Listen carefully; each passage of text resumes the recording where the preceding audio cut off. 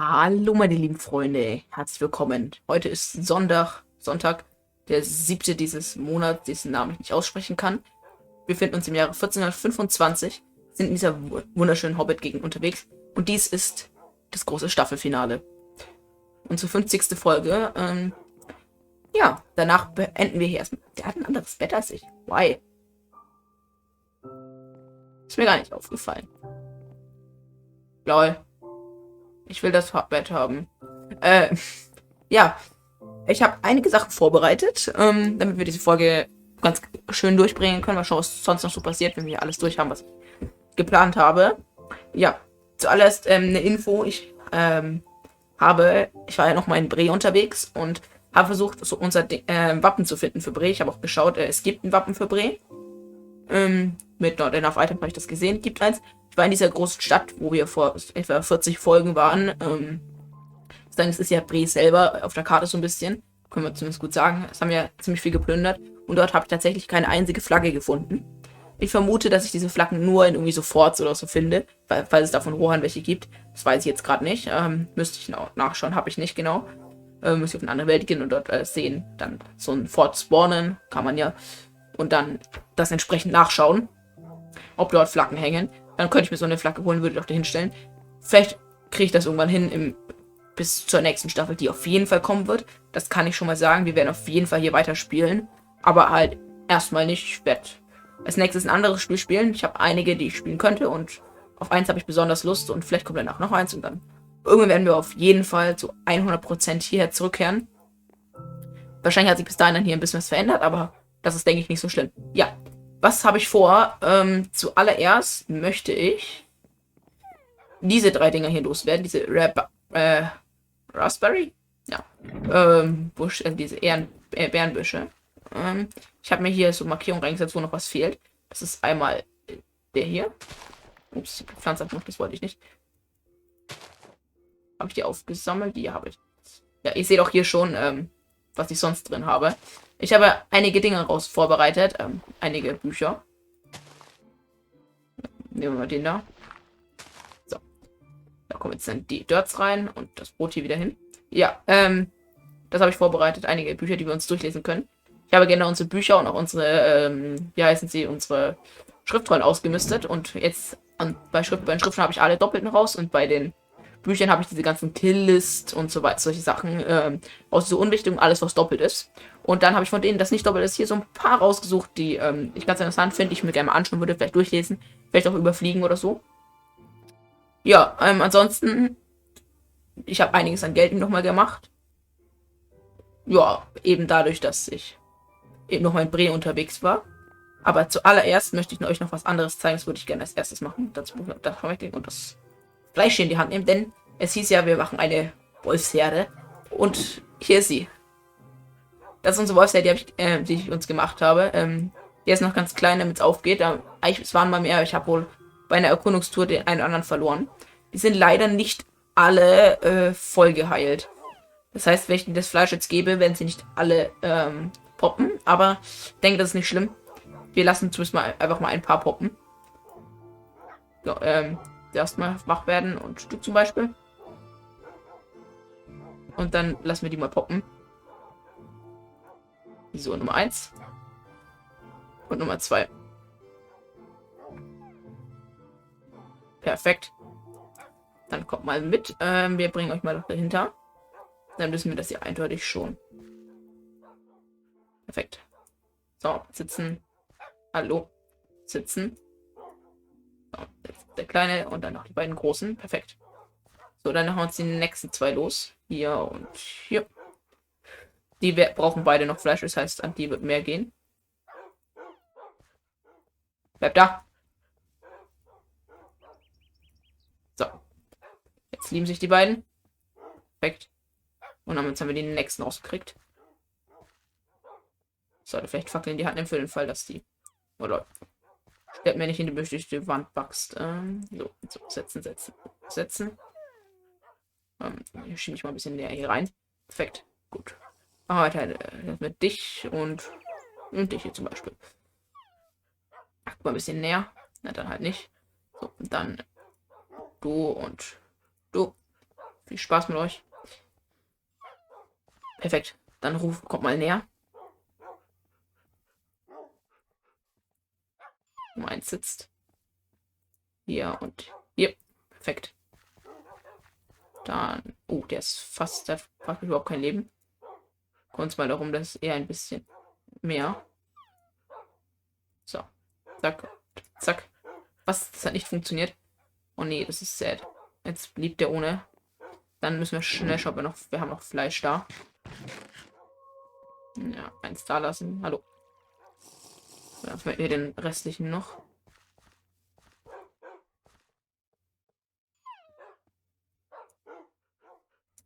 So, perfekt, wir haben es noch rechtzeitig. Perfekt. So. Dann dürft ihr auch herkommen. So. Setzen, setzen. Ah.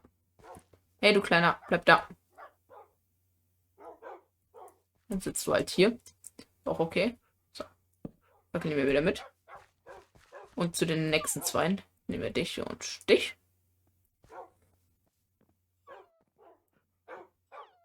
Sind die beiden. Das. 1 und 2. So, du dürftest schon voll sein vom Leben her. Du auch, okay. So. So. Fast voll gewesen. Perfekt. Und so wächst unsere Erde. Und dann können wir letztendlich immer so 10 Stück oder so mitnehmen. Und der Rest bleibt hier. So, das ist der Kleine. Der darf schon mal sitzen. Jetzt sind noch die.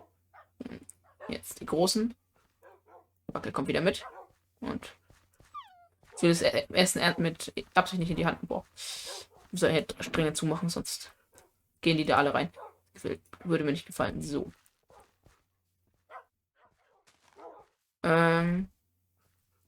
Du brauchst auf jeden Fall als erstes Essen. So, Spaß euch. Wir werden auch mal gleich den Kleinen hier aktivieren. Der darf auch mit rüberkommen direkt, weil der kann ja noch nicht ein bisschen Liebe machen. Dann drücken wir es so aus. So, jetzt müssen wir den Kleinen machen und der nächste Kleine. So, nehmen wir wieder mit. Und die Großen. Von hier rum. Da ist einer. Jetzt sitzen. Komm doch her. Brav. Sehr gut. Dann dich und dich. Bleib da. Perfekt. Ich höre leider keinen Sound, das ist sehr, sehr schade. Müssen wir gleich nochmal schauen. Ah doch, ich höre Sound. Hat sich nur so angehört. So. Setzen. Setzen. Setzen. Wackel wieder mitnehmen. Schau mal, kann es sein, dass ich. Nö. Eigentlich müsste alles so passen. Wir haben noch gerade keine Hintergrundmusik. Schade. So, ja, jetzt sitzt der eine hier natürlich leider blöd rum. Der darf trotzdem hier mit rüberkommen. Ist die Frage, funktioniert das schon wieder mit einem neuen? Kann der schon auch schon wieder poppen? Ne, kann er nicht. Dann setz dich und setz dich auch. Gut, dann hätten wir unsere Population noch einmal vergrößert. Und ich glaube, so 10 Stück oder so. Das ist recht gut. Können wir den Rest hier wieder reinlegen. Die Suppen behalte ich hier mal. Die sind so. Die werden halt irgendwann aufgegessen. Hier ist einfach kein Platz drin. Ja, dann, was ich auch gerne machen möchte, ist, ich möchte hier. Nee. Es bleibt hier auch einer. Und so. Dann würde ich sagen, braten wir noch ein bisschen. Das kann ja währenddessen so gehen. Mehr oder weniger. So gehen wir hier in unseren Ofen. Nehmen wir mal kurz die Kohle raus. Damit wir uns zuerst sortieren können, wie wir es haben wollen. Damit es möglichst optimal gemacht ist. So. Nee. So, jetzt müssen wir es halbieren. So, mit Rechtsklick halbieren wir. Perfekt. So, das ist schon mal nicht schlecht. Jetzt müssen wir das auch noch irgendwie auffüllen. Möglichst optimal. Wir kriegen es nicht ganz optimal hin. Wenn wir einen weglassen, dann haut es hin. Also. Dann bleibt ein Conqueror übrig und dann geht's los. Das kommt rein. Und dann müssen wir jetzt warten, bis die 3 Raw Chicken durch sind. Dann wir die anderen Conquerors hier mit reintun können. Und dann haben wir ganz viel durchgebraten. Das ist gut. Jo, danach fangen wir an, hier mal ein bisschen zu lesen. Ganz interessant ist, ich glaube, die hier, also ich weiß nicht, ob die natürlich vollzählig sind, aber hier Annalen von Khazad-dûm, wo ist ein zweiter? Habe ich den Rest nicht mitgenommen? Doch. Ich habe tatsächlich nur. Lol. Aber, hey, Leute, da fehlen ja ein paar. Warte, da muss ich dann gleich nochmal schauen. Weil hier von Rangers Guide gibt es insgesamt hier 3, hier ist 2 und da fehlt irgendwie der Einzel. Ich habe es irgendwie wahrscheinlich verwechselt, glaube ich. Ich dachte, ich habe hier den Einzel von Rangers Guide mitgenommen, aber dafür den hier mitgenommen. Ich glaube, den muss ich einfach tauschen. Nicht so tragisch. So, das können wir gleich einfügen. Und ich sehe leider, dass wir gleich nochmal einen Schnitt machen müssen, aber das ist nicht schlimm. Kein Problem eigentlich. So, das einmal rein, das raus und dann kann das jetzt ohne uns arbeiten. Die Jingle tun wir jetzt schon mal rüber und dann gehen wir hier hoch und holen uns kurz diesen anderen Ding. Das beiseite und hier sehen wir hier 0, 10 nur noch. Geil, sind die alle nicht drin. Es sind 7, 17 und nichts mehr drin. So, dann schauen wir mal. Rangers Guide 1, genau. Haben wir hier eben diese beiden, die bleiben da und hier wir noch auf Power, Fall of Wunderbar, Traveler's Tale, Part 5, das sind wahrscheinlich noch andere. Ich glaube, das ist jetzt wahrscheinlich Old Grudge, Moving South, Shortlink, Off to Baradur und Off Cardolan. Und das sind die anderen dann hier. Zeige ich euch gleich jetzt. Fangen wir jetzt gleich mal an mit Lesen. Wie machen wir das? Wir lesen wir erstmal das erste Ding durch, den Rangers Guide. Nein. So. Den Dreier und dann den Zweier hin.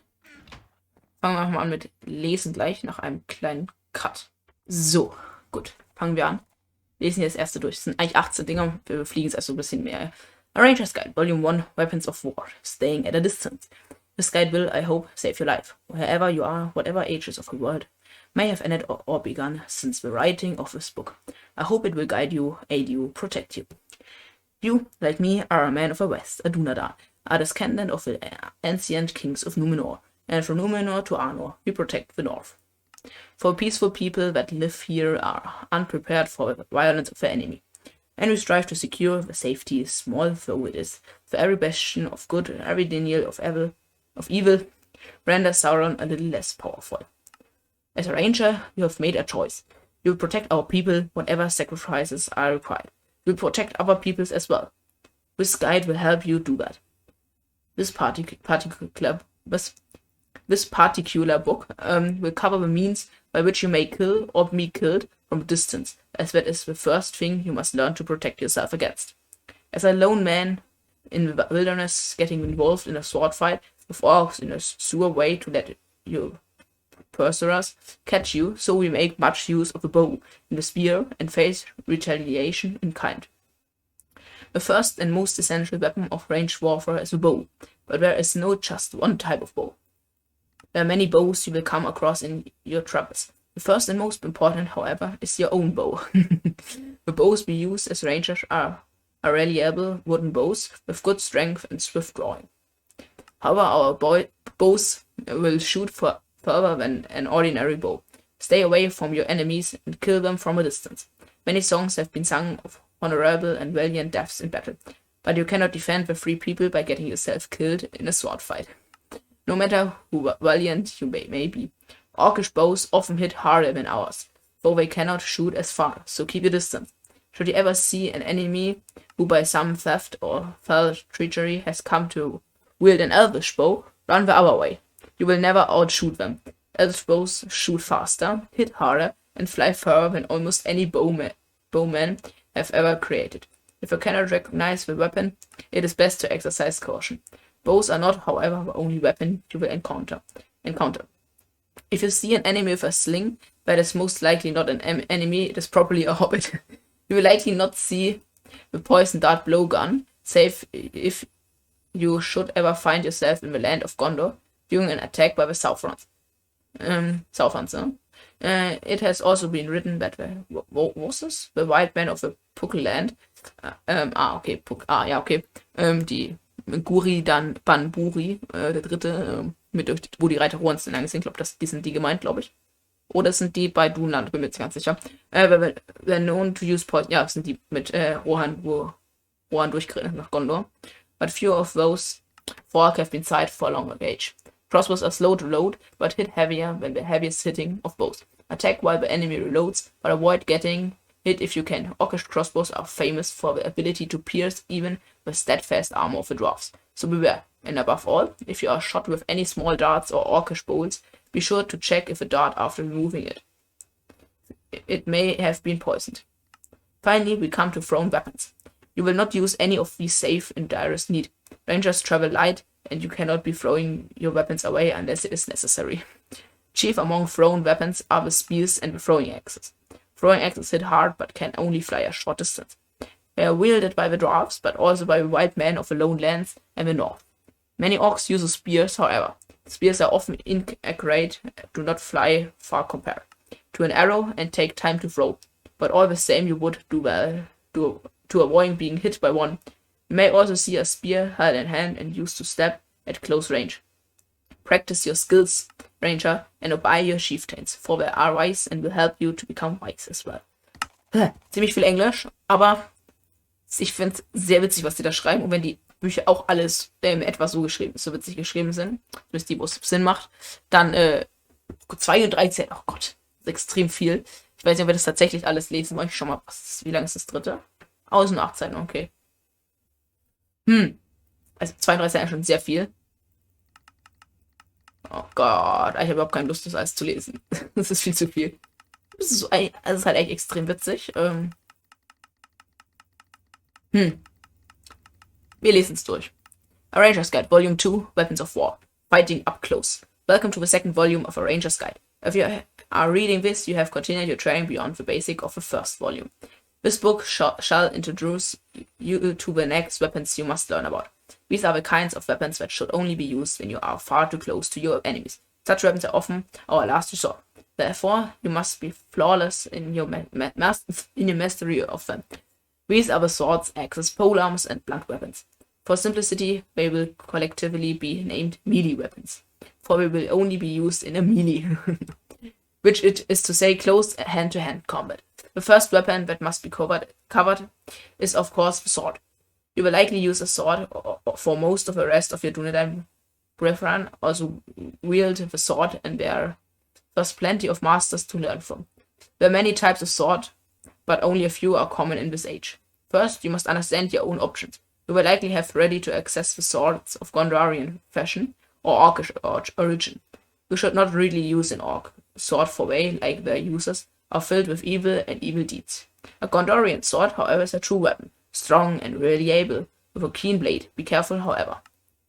Your weapon cannot be repeatedly used to hack through Orcish helms without suffering some damage, and you do not want to find yourself trapped in a skirmish with a broken sword. If you are very lucky, though, you may find yourself with access to a dwarvish or elvish sword. These swords are sharper than any we have ever wrought, as the smithcraft of the elder and the noble far surpasses our own skill. Should you come to be such a sword, thread it as though it were a blessing from a Valar themselves.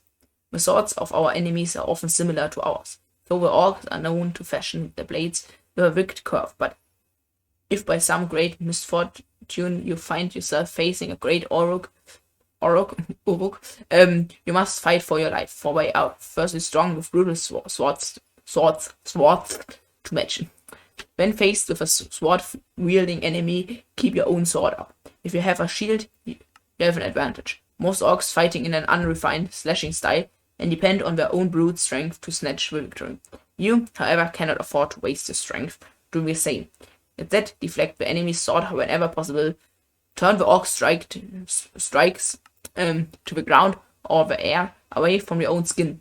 When he tires long, do not slash long straight for the chest. A good thrust can finish off your enemy in one blow, but be wary. The largest orcs are far tougher than most. If you must stop a sword with your own sword rather than deflect it for the sake of the Valar, do not either block the sword edge on edge. There is no easier way to ruin a blade's edge than by smashing it into someone else. And remember, mastery is the key. You must practice only your physical cannot lift the sword again, and then lift it anyway. You are a ranger. Your body is a secondary concern. Pain is unimportant. Weariness is every day of your life. You will succeed where even orcs fail. because you can keep going, because you cannot stop for sake of exhaustion.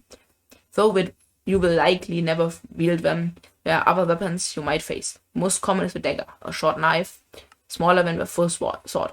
A dagger is fast to swing, but cannot bite as deep as a heavier long sword. Stay out of the reach of a dagger-carrying foe.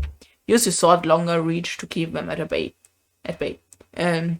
If you are the one wielding a dagger, however, and you have no other choice, the most important thing is to be fast, unpredictable and getting close. Very close. Ich frage mich eigentlich gerade, ob es auf Deutsch ist, wenn ich Minecraft auf Deutsch stellen würde. Gute Frage. Wenn ja, dann würde ich es auf Deutsch stellen, aber einfach, weil es dann einfacher zu lesen ist.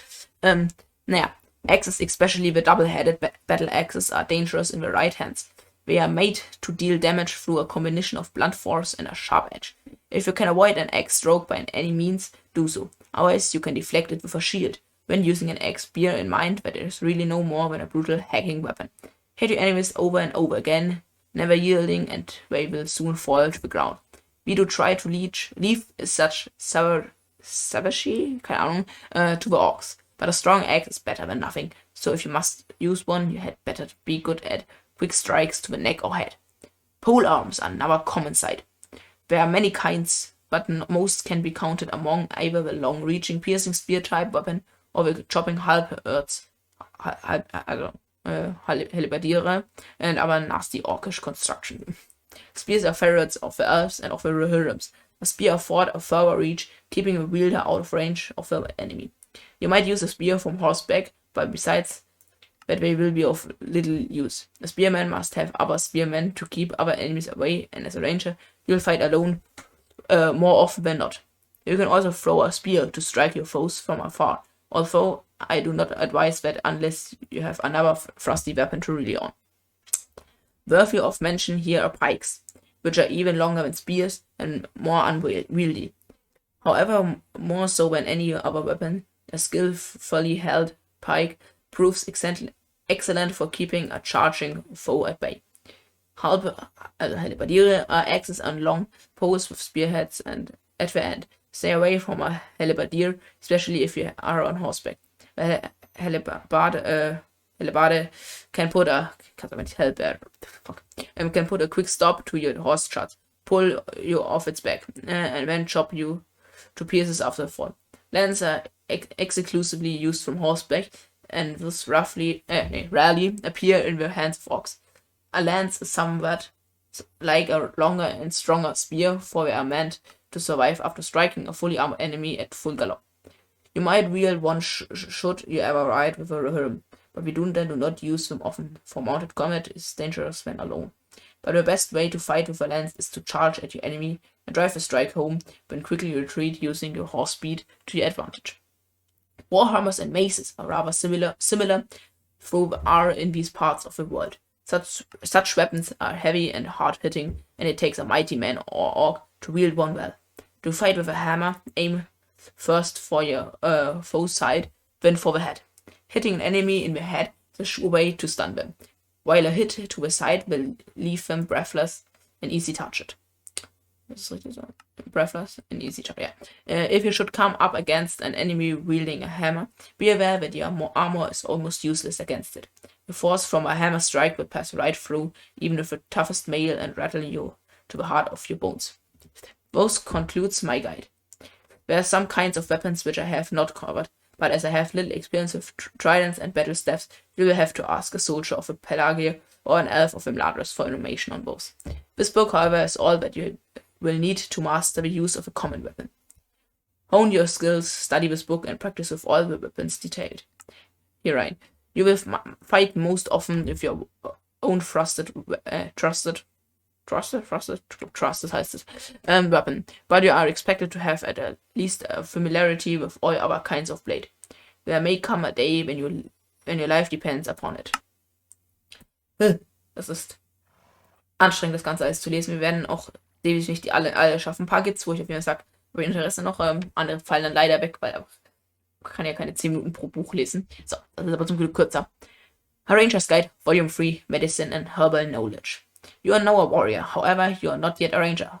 Two things remain. First, you must learn our healing arts, and then you must learn how we move about the wilderness. Fehlt uns noch ein viertes Buch, es kann sein. This book will guide you to learn how we heal and the herbs that we use. Healing is an art that we rangers have kept alive since the days of Numenor. You will soon receive a longer book that you will commit to memory, which will list all the herbs found across Middle-earth, their appearance, their uses, and their names in both the common tongue and the noble. This book will, however, cover the basics. Skilled healing often demands the use of herbs which can produce various beneficial effects. Herbs can be either brewed into a tonic or applied directly in a poultice.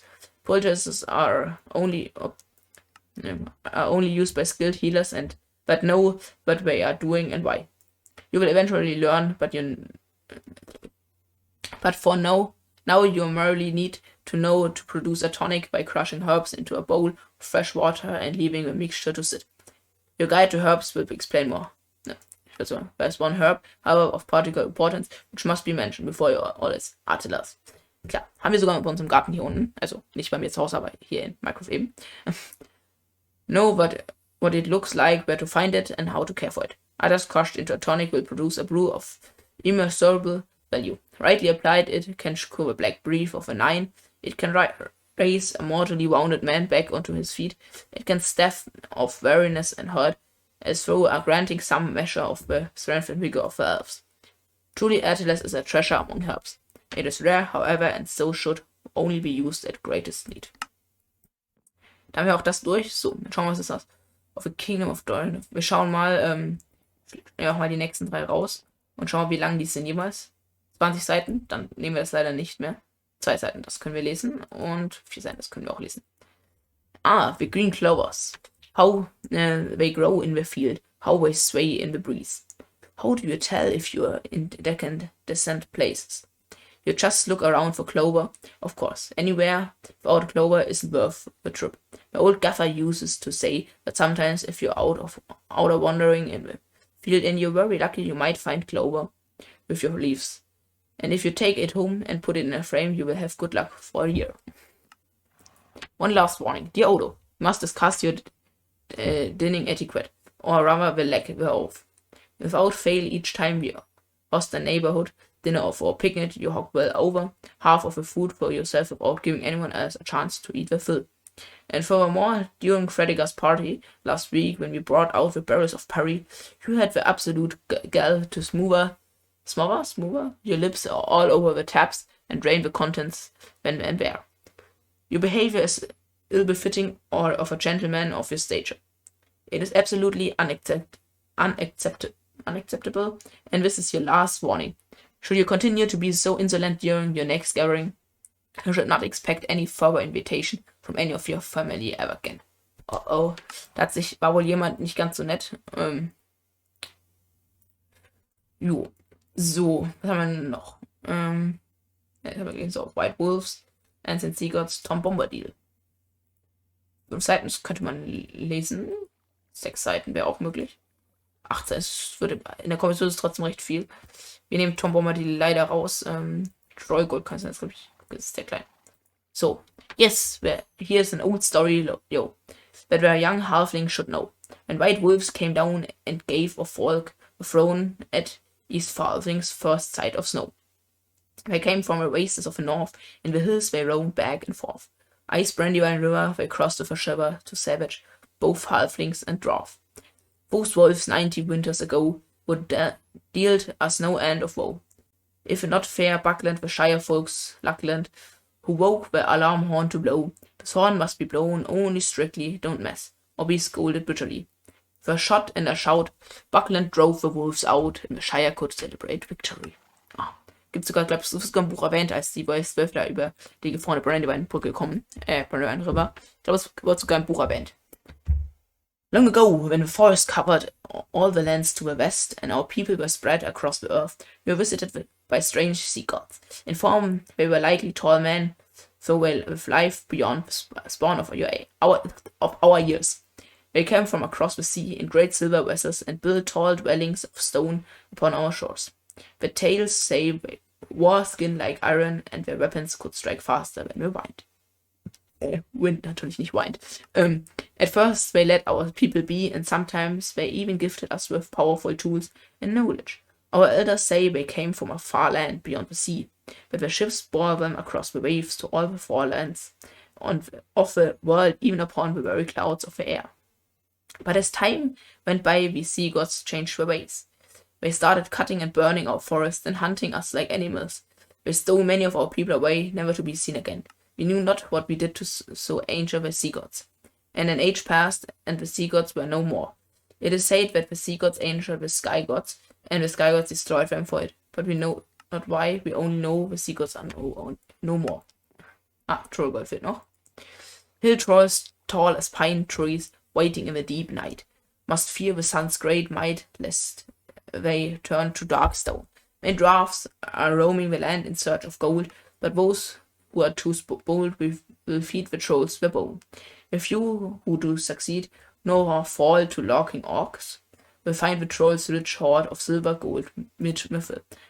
Now they can live like kings until they sink to grave. Soon orcs crawl from the cave, from the dead to steal. So, wieder reinlegen. Wir haben hier Lemon of Numenor, Invitation und Urbel's Guide to Slashing and Smashing. Ich glaube, das könnte länger sein. Und geht sogar. Invitation ist kurz und der Lament ist mir leider auch zu lang. Sollten wir schauen, was war zu lang. Der Tom Bombadil war zu lang. Dann merken wir uns die auf jeden Fall. So, das haben wir gelesen. So, dann können wir hier noch den grauen Wizard reintun. While traveling through the Shire and the lands nearby, one may come across the humble wizard known as Gandalf the Grey. Also known among the Grey Elves as the Thunder, Gandalf the Grey is a joyous wizard, quick to anger, but always the first to laugh. He wanders the lands without home or hearth, as an old man in tattered grey robes. It is well known that unusually, for wizard Gandalf considers ordinary folk in the highest regard. Indeed, he can often be found in the company of halflings of the Shire. But don't be deceived by his knockabout appearance and strange choices in company. Gandalf is arguably the wisest of the five wizards and second in skill, to none other than Saruman the White. In my many journeys as a wandering rider, I encountered Gandalf the Grey on two separate occasions. One night long ago at the Prancing Pony Inn of Bree, I thought I spotted him seated a few tables away. This seemed unusual to me at the time, as I would not expect to find a wizard in such a place, so I dismissed the sighting as mistaken. It was not until the following morning that I discovered it was indeed Gandalf whom I had seen the night before, and that he often frequented the inn. Such was my surprise. The second time I saw Gandalf the Grey was many years later in the town of Throckmorton, das ist Froschmorstetten, das müsste auch im Auenland sein. He was ensconced in a pleasant pony-drawn carriage and heeding his best. His eyebrows protruded like bushy caterpillars from under his pointy head, and rings of smoke were puffing from his pipe. As he approached me on the road, he turned his head with a twinkle in his eye, and I will never forget the wise words he offered to me as he passed. Wie lauteten die? Schade. Message to be delivered to Ilberic Brandybuck Buckleberry. Dear Mr. Brandybuck, I would like to purchase 3 barrels of your finest meat and 5 barrels of your esteemed ale. Payment will be made upon the delivery to Party Field Hobbin, where on this 22nd September I will also be delighted to welcome you to my 111th birthday party. Your servant, Bilbo Baggins. Ja. So. Obel's Guide to Slashing and Smashing. Every day new maggots are sent to serve old Obel, but nearly none of them scum know how to properly stick a blade on someone else's gut.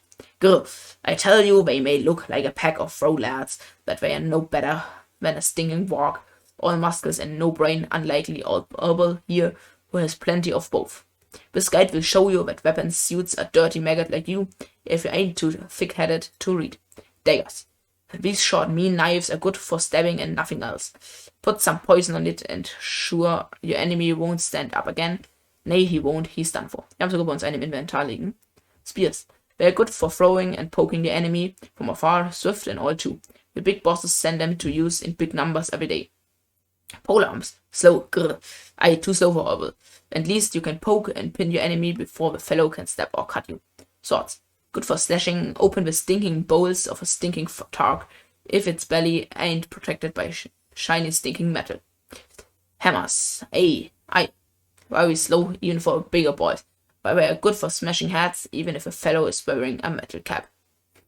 Axes, not as swift as a sword and neither as slow as a hammer. Over strong lads wield them a whole lot while out in the field fighting the boss enemies. Both, I'm no stinking ground-sniffing snagger to teach you how to bow shoot. Go bother someone else about it. What you say, Maggot? Nichts. So, damit können wir die auch weglegen. Und wir legen White Trees, Riddle und Riddle. Jo, zeige euch mal kurz. Wir haben hier Keen Poison Iron Dagger. Der müsste es. Der gehört auch einem Kunde-Org. So, White Trees.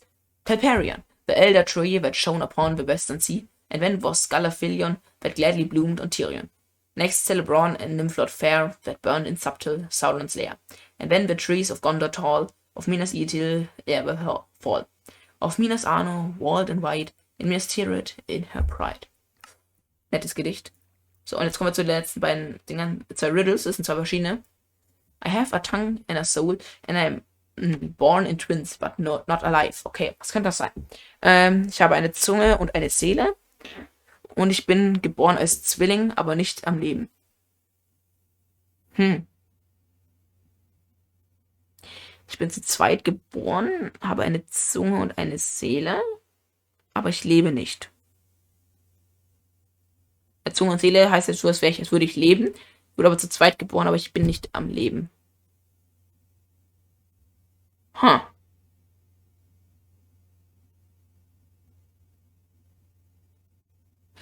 Gute Frage. Was könnte das sein? Sind es irgendwie so Special Sachen wie Wind oder irgend so ein Kram?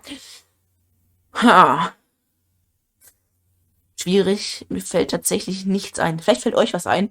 Ihr könnt ja gerne in die Kommentare schreiben, falls ihr eine Idee habt oder falls ihr auch die Lösung da kennt. Hier steht sie leider nicht. Das ist einfach eine Rätsel leider ohne Lösung. Wenn es jetzt vielleicht auf der zweiten Seite oder so stehen würde. Schade. Aber wir haben das zweite Riddle noch. Das könnt ihr auch reinschauen. A flock of green butterflies held aloft with stiff string. Also a wind whispers, also a wind sings. A self-rising tower grips me with his claws. Also the earth rumbles, also the earth roars. What do I speak of? Oh Gott.